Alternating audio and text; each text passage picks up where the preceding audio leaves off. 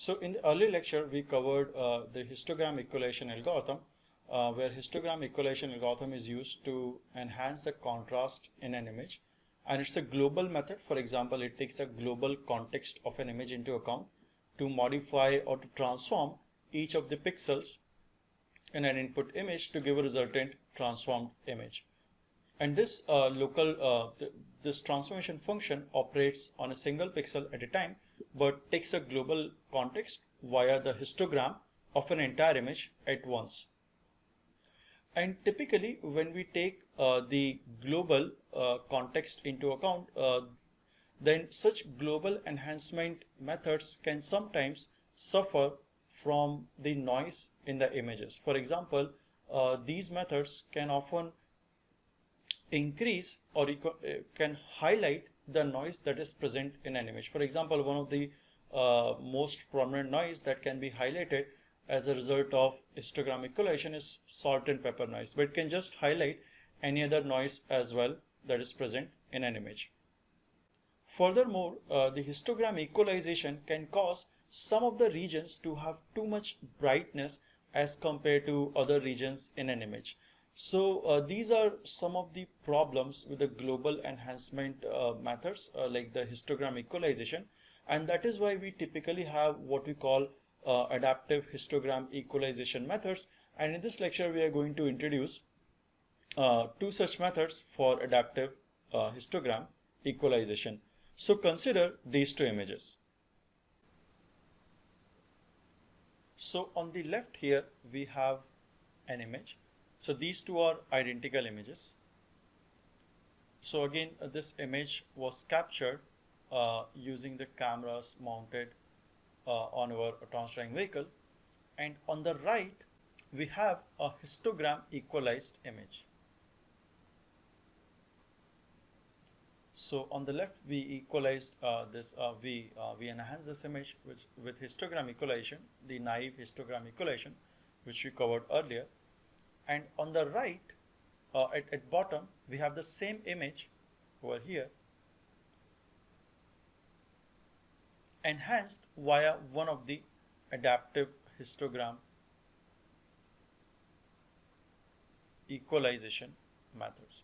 So here we have histogram equalized image, and we have the image enhanced via adaptive histogram equalization. So although it may not be clearly visible to naked eyes, but when we capture images from our cameras at night, we typically have a small amount of noise in our images. And as you can see, the histogram equalization method has tremendously enhanced this noise in this entire region.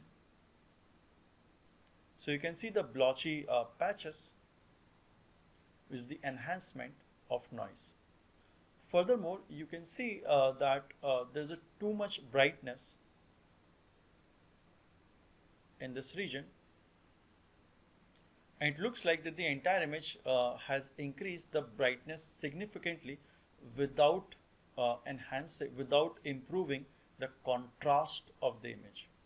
Whereas at the bottom, you can see that the brightness of some of the regions has been enhanced.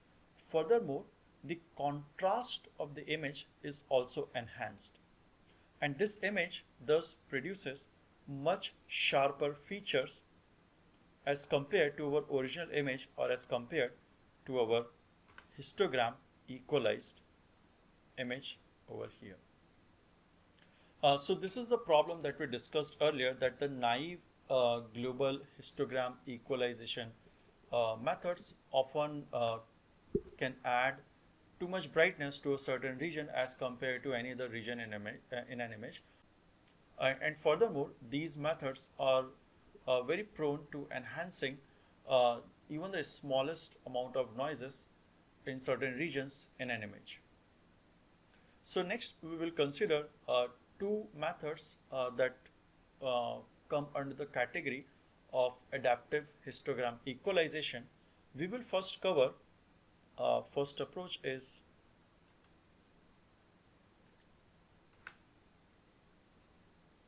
a naive adaptive histogram equalization.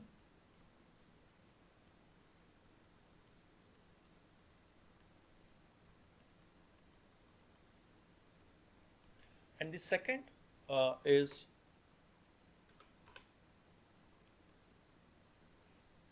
contrast limited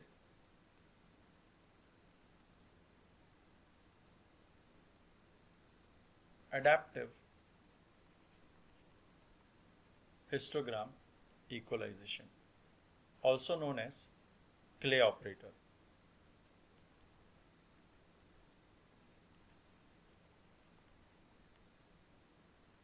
So next we will begin our discussion with knife histogram equalization, and then we'll cover the contrast limited adaptive histogram equalization.